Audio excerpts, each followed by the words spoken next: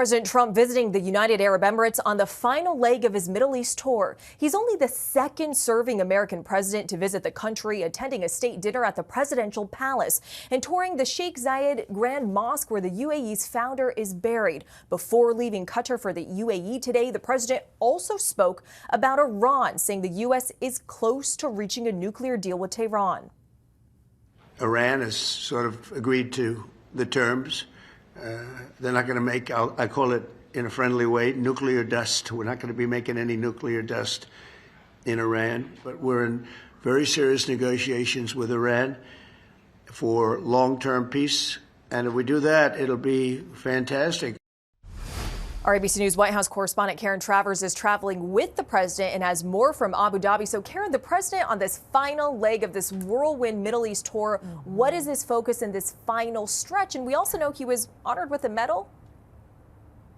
He was at a state dinner tonight here in Abu Dhabi, Selena. And you know Donald Trump loves a medal. He loves a state dinner. He loves all the pomp and circumstance that has been rolled out for him here in the UAE and also in Saudi Arabia and Qatar before that.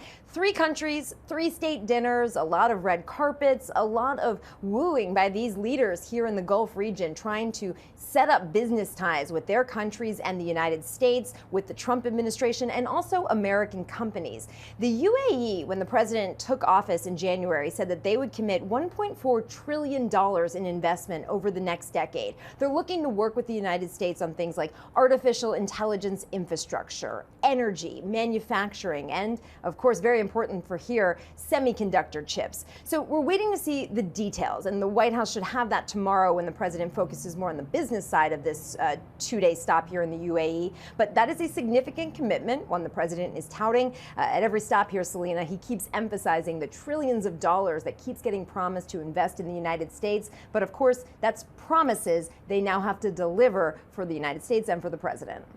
Looking at all those images, no shortage of pomp and circumstance there. And Karen, the president also spoke about Iran nuclear talks, making that comment about not wanting to make nuclear dust. What did the president say exactly about progress around nuclear talks with Iran, and just how concerned are the Gulf states about the possibility of a U.S. or Israeli strike on Iran's enrichment sites?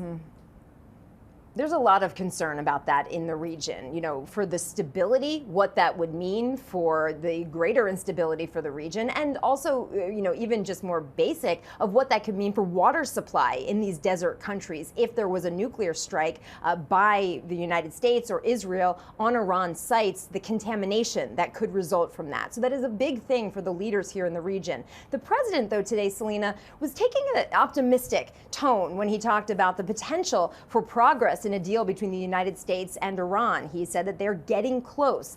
There have been 4 rounds of talks over the last several weeks, indirect talks between the U.S. and Iran. Now, remember, of course, the president withdrew the United States from the Iran nuclear deal in his first term.